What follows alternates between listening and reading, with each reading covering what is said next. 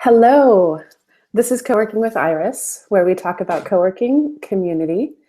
And in this episode, episode 16, I'll be talking with Ashley Proctor about GCUC Canada, which is coming up around the corner. If you haven't gotten your ticket yet, you definitely need to do so. Go to canada.juicy.co and snag one of those tickets today. I'm excited to be talking with Ashley, who is a pioneer in the coworking movement. And she has brought a conference to Canada, which I love attending in the US.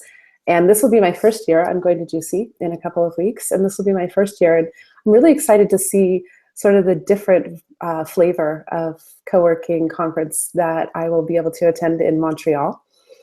And Ashley provides a warm community experience for both her members in her coworking spaces as well as her attendees. And so I'm looking forward to experiencing that warm community experience. And I wanted to bring Ashley on to talk about the conference so that if you wanted to have the ability to know a little bit ahead of time about what the conference entails, if you're considering buying a ticket still or getting excited to go, you had the chance to hear what she has to say. I also want to really promote GCUC Canada because it is a smaller conference. And I think that it could use some of our love. So good morning, Ashley. Tell us about yourself. First of all, what's your coworking story? Good morning. It's good to see you. So my coworking story began about a decade ago, actually more than that now. While I was a student at the Ontario College of Art and Design, I built my first sort of community space, which was X Space. In partnership with the student union and the students at the school. It's fully student funded and student run and still exists today, 13 years later. And we are about to celebrate the 10th anniversary next week of my second initiative, my first company, Creative Blueprint. We have locations in Toronto and in Seattle. And I began Foundry in 2011 with my partner, Jake. And we also now have coworking collectives in Toronto, Ontario, and Seattle that I'm a part of. And I run the COHIP, Coworking Health Insurance Plan. It's basically health and dental insurance for independent workers across Canada. I'm spending most of my time lately in Vancouver, BC, working on a really big project out here in partnership with Van City and the City of Vancouver called 312 Main. It will be Canada's largest coworking community, and we're really excited to launch that in early 2017.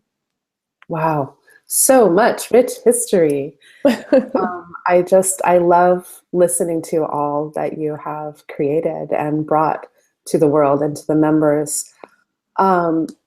So you're working in 3 different cities. How is that for your work-life balance? I have not figured out work-life balance. I'm definitely no expert. I love my work so much, and I'm really lucky to be able to do what I love all the time. The conferences, meeting people in coworking, the members, running the spaces, even the day-to-day nitty-gritty. I love it, every minute of it. And so my family would probably tell you that I work all the time. I don't ever feel like I'm working. And so, living and working between 3 cities is definitely a challenge in maintaining friendships and really deep, meaningful relationships with my members. Although it's still very important to me to be connected into the communities in each city. And so I do travel back. I visit once a month to each location for about a week and make sure that I'm working in the space and spending time with each of those communities. I never wanted to operate a franchise or, a large sort of distant company. And it sort of breaks my heart that I'm not the one doing all the day-to-day things in each of those locations. So I'm trying as much as I can just to be connected. Yeah. I really admire that you're able to touch base with everybody once per month, once a week, or, for an entire week. That is, I think, really important. And I can imagine that the shift from, having your close family community around you to really kind of managing or overseeing the management of many communities can be a challenge when you are the person who really just likes to be there in the mix with the people. I see you bringing a lot of grace to that challenge, though. Your humbleness and grace that you bring, I think if anybody can do it well, it's you, for sure. Thank you. Appreciate that. I fear it might all be an illusion, but I do appreciate the compliment. Well, my guess is that if each of your projects have the longevity that they do, the illusion gets less and less each year, each year that passes. All right. Well, so GCUC Canada is coming soon. What are you most excited about? Oh, I love, love, love co-working conferences. And I know I sound ridiculously biased because I produce GCUC Canada, but I've attended every co-working conference that I can, simply because I love being around other people who are that passionate about the movement, about the industry, about being around other people and sharing ideas. So yeah, I'm really excited to meet a new group of co-working enthusiasts, really, more than anything. We'll be in Montreal for the first time this year. There's a really vibrant and diverse co-working community in Montreal, in Quebec, actually, the entire province. And they're starting to connect and to collaborate in the form of a collective. They're very supportive of each other and are building that network out. So it's really exciting to see that happening.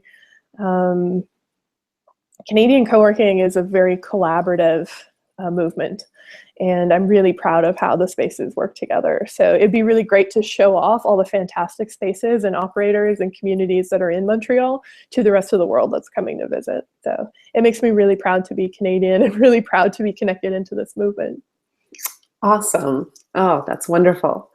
So what can you tell people who might not have attended GCUC in the past? What value does attending GCUC, or this conference in particular, bring to an operator or a staffer who has the opportunity to go?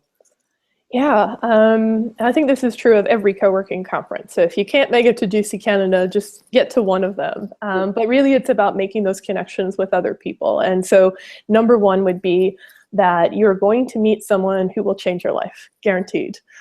Every single conference I've been to, I've met at least, one person who has extraordinarily changed my life, changed my future, changed my job, changed my company. I've met business partners. I've met staff members. I've made really some of my best friends in the entire world. I've met at co-working conferences. And it really is a place like a co-working space to meet like-minded individuals. So number one, you will meet someone who will change your life. Number two would be that it's a really valuable exercise in sharing best practices. And so your business will improve. Whether you're just thinking of starting a space or whether you've been running one for a long time.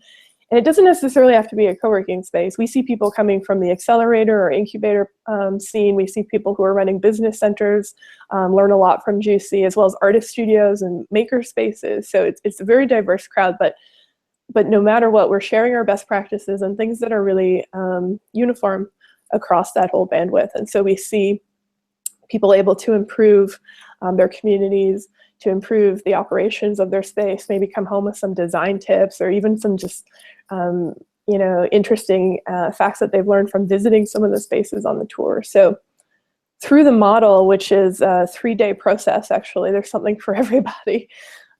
Day one is a more typical conference setting. And so we have speakers and panels, and all of these guest speakers are flying in from around the world to share what they've learned over the last decade in co-working. And so we have a lot of different, sometimes conflicting perspectives, which makes it really interesting. And I think a lot of really great conversations get sparked from day one. Day two is our unconference day, and so this is where the conversation gets really exciting and people take what they've learned or ideas that were sparked in day one conversations and actually get to sit down with other attendees of the conference and hash these things out in more detail. And so we host 5 different sessions, 3 different tracks for each of those sessions, and so there are many opportunities to pick a topic that's relevant to you or to host a session on something that's of interest to you, and to really dive into conversations on a more deeper level.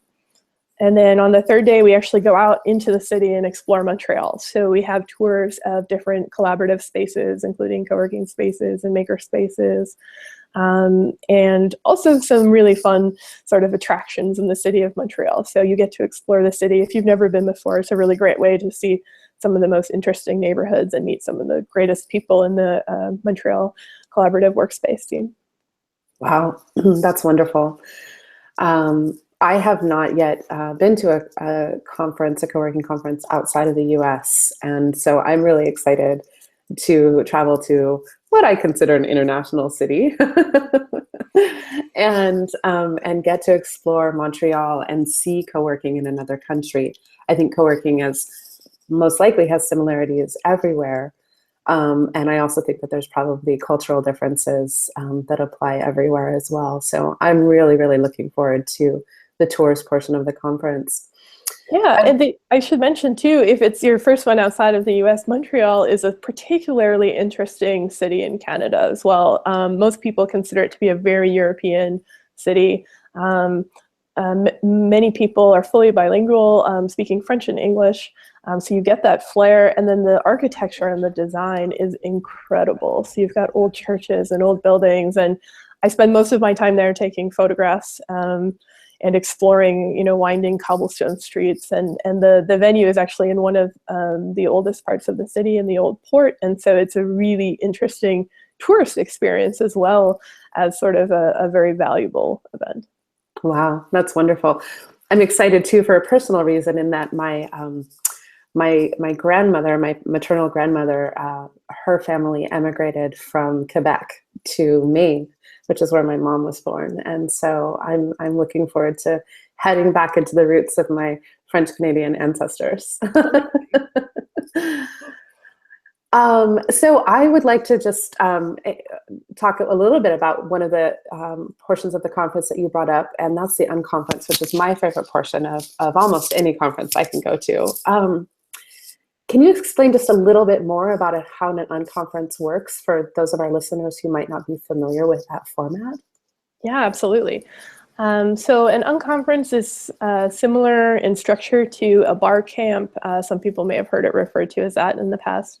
So the unconference basically starts with a democratic process where everybody submits ideas for topics or questions they might have that they'd like to explore in a group setting. Everybody in the crowd is an expert in something, and everyone has different experience that they can share. So we find a lot of people are just, willing to open up and share their experience in a certain area, and other people really have pressing questions, like they're starting a collective in their city and they'd like to hear from other people who have started a collective in their city to see what worked and didn't work. And so you all put up your suggestions and ideas on sticky notes up on the wall, and then we vote. It's a very democratic process, and the top 15 topics will get picked. They get organized into a formal schedule. And so 5 different windows throughout the day, you get to pick from, say, 3 different topics, and you head over into that group and begin your discussion. It's not a formal presentation, it's a conversation, and so everyone's welcome to host, to contribute. And sometimes the topic just goes off course completely and becomes an entirely different discussion based on whoever turns up. Other times it turns into more of a Q&A. But it's always really helpful. And the thing that's great too is you get to walk around, and you could potentially hit every one of those sessions if you'd like. You can just bounce around and drop in here and contribute to this and move away here. So it's a very participatory process, and it really reflects the group that's in attendance at each event. And so each unconference is very unique as well. And so the democratic aspect of this unconference is probably one of my favorite parts of it, as is, I mean, I refer to it as sort of a user-generated experience. Mm-hmm. It really is the people who attend. So, and what I love about it is that if I'm a person, and as you mentioned, and I have just a question about something that I learned about the day before, I can propose a conference, or I can propose a session on that, right? And I can write my session, let's say my question is, how do I start a co-working alliance? I can write that question down, and then other people vote on whether or not they want to attend that session. And so really it becomes a conference where anybody is the expert. And even if you don't know anything about how to create that alliance, you can still be a leader of the session or at least suggest the session. Absolutely. Yeah. In an unconference, everybody is equal, and we expect everyone to participate in their own way. Yeah, that's wonderful. And so on Friday, moving on, is there a track for alternative type spaces, or are the tours that are set up of the existing spaces, excuse me, are those set tracks of different types of co-working spaces or different types of business models, I should say, of shared work and shared living spaces, or is there kind of a smattering in each tour? Yeah, we haven't confirmed all of the tour locations. So right now it's looking like there's a little bit of everything on each tour. So you would be able to explore some traditional co-working spaces, although I must say there are very few traditional co-working spaces in Montreal. Some of my favorite ones are in an old church, in an old bank, in an old historical government house turned into incubator and event space. It's really an incredible mix of spaces and very interesting to explore. But yeah, we expect to have a little bit of everything on each tour, so you get a taste of it all.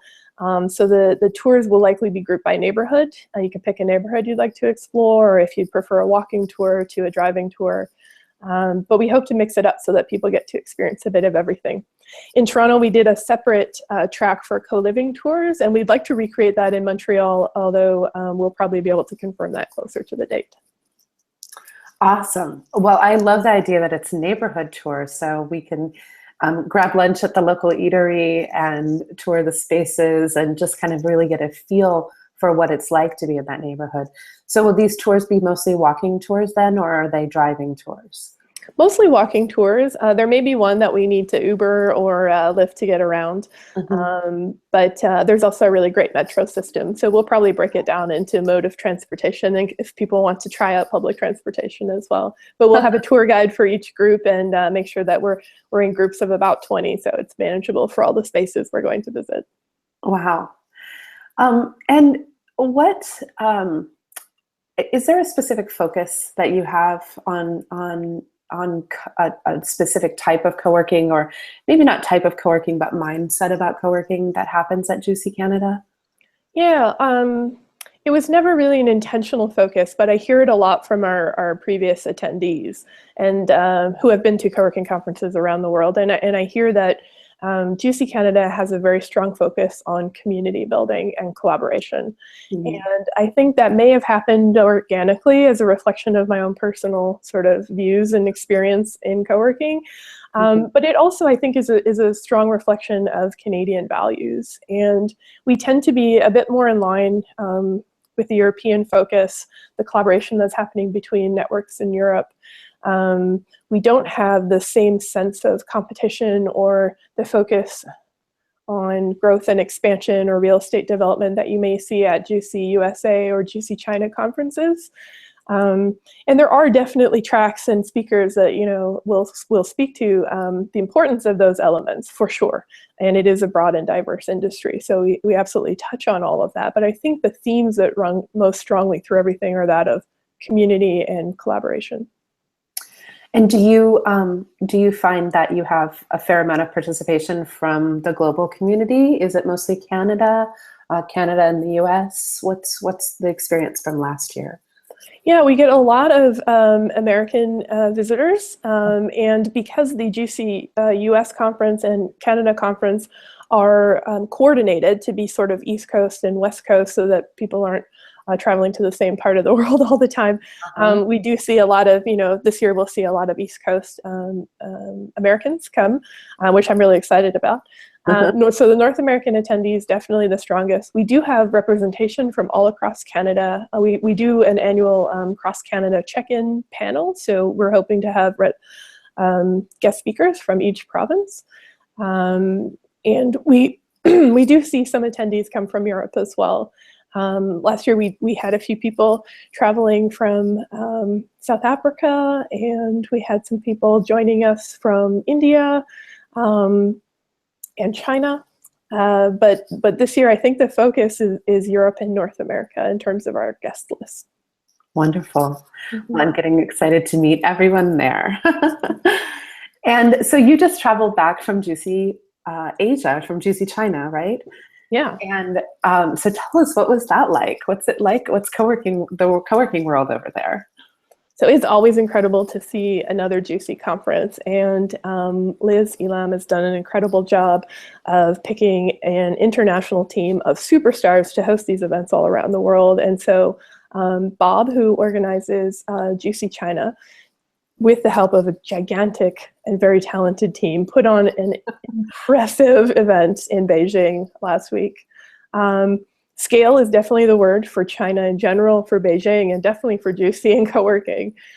Everything was gigantic and fast and growing, and the focus really was on growth and expansion. Many of the companies have just gone through a boom of investment and expansion in the last year, and co-working is fairly new in China, so we're getting to see some interesting trends developing very early on in their development, but they're growing quickly. There, I believe, are around 3,000 spaces in China already in their first 2 years of co-working.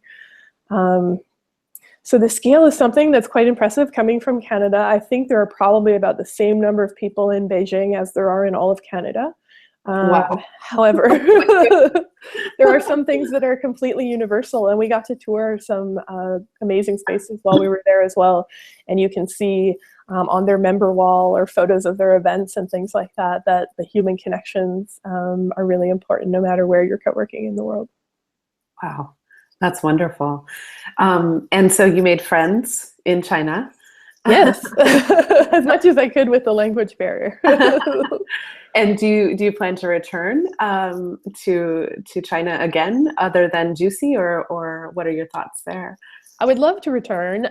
It will probably be timed with next year's GC in China. I'd love to explore Shanghai. Hopefully those two things line up. But yeah, it's somewhere I've never been before, but I've added it to my must-return bucket list because the experience was so incredible. And spending time with Liz and Bob, and there were actually a few guest speakers from the US, and we had an amazing crew of hosts and the organizing team. Everybody was just so wonderful. They really made it a place I want to go back. Oh, that's awesome. I would love to visit someday. My final question about GC Canada is, what types of topics are on the first day of the conference? What kinds of panels? You mentioned one panel. What are the others? Yeah, so there's going to be a few really interesting ones. And I must say, again, very biased having decided who these speakers are going to be, but some of my favorites. Am Johal from Simon Fraser University and part of the 312 Main project is going to be talking about creative place breaking, and that's a keynote I'm really excited about. We're also... Do you want to tell us a little bit about what creative place breaking is, or should we wait and be surprised? I'm gonna leave that to him. He's got an incredible presentation that everyone should see. Okay. Another one I'm really looking forward to is Tony Bacigalupo's talk about authentic co-working, and I think this is particularly relevant having just come back from GC China, where many organizations are claiming to be the biggest, the largest in the world, wanting to be the WeWork of China. Authentic co-working is something that we're starting to have to define in more detail these days. So co-working means something very different to everyone. And as co-working becomes mainstream, more and more, we're going to have to define the co-working that we've always known and loved as community-based and mostly about making meaningful connections between people. We're going to have to start defining it as authentic or genuine co-working. And I think Tony does a really incredible job of that. So very excited to hear from him. And just going to go through the schedule here. We have so many people that are joining us that are really incredible. We have a few presenters from Montreal who I'm also excited to hear from. We're going to have a representative from WeShare. We're also going to have a representative from the Living Lab in Montreal. And so we've got a few different perspectives on co-working. We're approaching it from the real estate and development side. We're approaching it from the network side. We're approaching it from the social innovation side, and then also from community building. And so I think each speaker has something really unique to bring to the conversation. As I mentioned before, there's likely going to be some conflict here, which is actually the conversations I really enjoy, when there's a bit of a tension between different ideas about the model and the industry. So I'm really excited for these conversations to take place. Yeah, me too. We can learn a lot during those conversations. And Absolutely. I think it's like when you have a brain and you work really hard to learn something in your brain, and you really form that pathway in your brain is really formed. When we have those somewhat tense and yet really in-depth conversations with each other, we can form a really strong bond of connection and understanding with each other when we reach the shared understanding I think the shared understanding of what we're creating together, even when we come at it from different, with different goals, different impetuses, and different ways of executing. Yeah. All right. Well, in our last couple of minutes, I would love to hear about COHIP. You mentioned earlier in the conversation, and as a US citizen, health insurance is just an ongoing topic for us. And I know that, for many of us in co-working who've been around for a while, we tried to create some type of a health insurance plan for our members, or access a way to access health insurance plan. In California, that's incredibly restrictive because of our laws here. Tell us about how you went about doing this in Canada. And I'm also actually curious about why you needed to, given that Canada has universal health care. Yeah, so that's the number one question I get asked. Doesn't Canada have healthcare? And so yes, we do. We do have basic healthcare. It's absolutely incredible. We are beyond lucky to be able to say that. But it covers the basics, exactly that. So your doctor's visits, your emergency room visits, but it doesn't cover drugs. It doesn't cover dental. It doesn't cover vision care. It doesn't cover your specialists like a chiropractor, physiotherapist, acupuncturist, massage therapist, naturopaths, any of those. Mm-hmm. And so most people are actually, that's the type of care that they need. They may go to the doctor once, but then they need follow-up care with all of those specialists. And so that's not covered. Most people in Canada may have that available to them through full-time employment. It's common to have an extended benefits package through a full-time job. But as we're very aware, full-time jobs are few and far between, and the model is changing to freelance and independent work. So we have many, many independent workers, artists, entrepreneurs, small businesses who don't offer those packages to their employees, and they're all members of our co-working space. My own experience caused me to create COHIP, and then my experience in co-working caused me to open this up to all of the other collaborative workspaces in Canada. And so what started as a plan for co-working members only in Ontario is now a nationwide plan for all independent workers, artists and entrepreneurs or freelancers across Canada. It's accessible at cohip.ca. The space pays $100 per year, and all of the members are eligible to apply, customize their own plans, and they can pick and choose the benefits that they'd like to see. So they can pick a plan that's starting at $17 a month or going up to $200 or $300 a month for an entire family with full extended health and dental and travel benefits. So it's very customizable and flexible, but it's now available nationwide. So we're really excited about that. That is just amazing. And so did you have support from the Canadian government in launching this nationwide, or did you have resistance? So a lot of people will start the conversation by saying, where I'm from, it's not allowed. And when we first started, it was not allowed or encouraged either. And so it took us 3 years of pressure, trying to change regulations, rules, structuring ourselves in a way that made it possible. But everyone went from saying, no, absolutely impossible, to maybe this is a good idea. And now people are sort of fighting over our collective because we're a very attractive group of individuals across Canada and growing every day. So we did find some resistance. Now I'm actually looking back to the government to potentially take over something like this. This really shouldn't fall on the hands of an independent entrepreneur or an organization like ours. I feel like this should be a right, and it should be provided to all Canadians through a government program. And we're hoping that maybe eventually someone will step up and offer that, and COHIP will become redundant or unnecessary. That's my dream, at least. Yeah, or maybe they'll have you help them craft the next model, working with the framework that you put in place from COHIP, so that work that you did is sort of an initiator of the next step. That'd be great. Yeah, wonderful.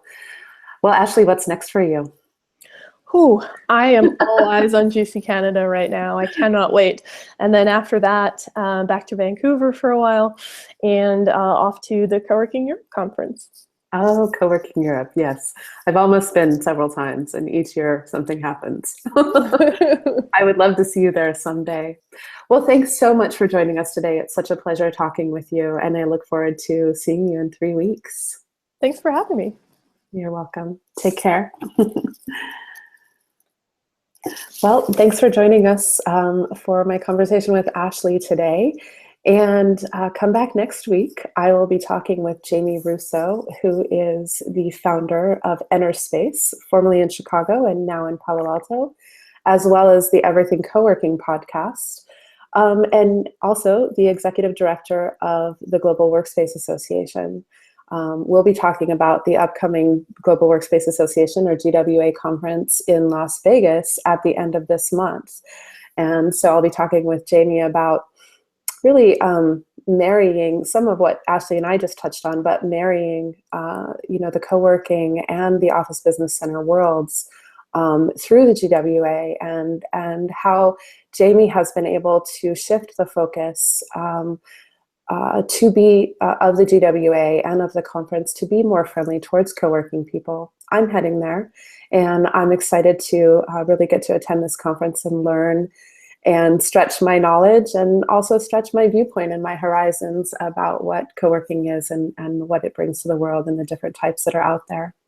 Look forward to seeing you back here at 10 a.m. next week. Thank you so much.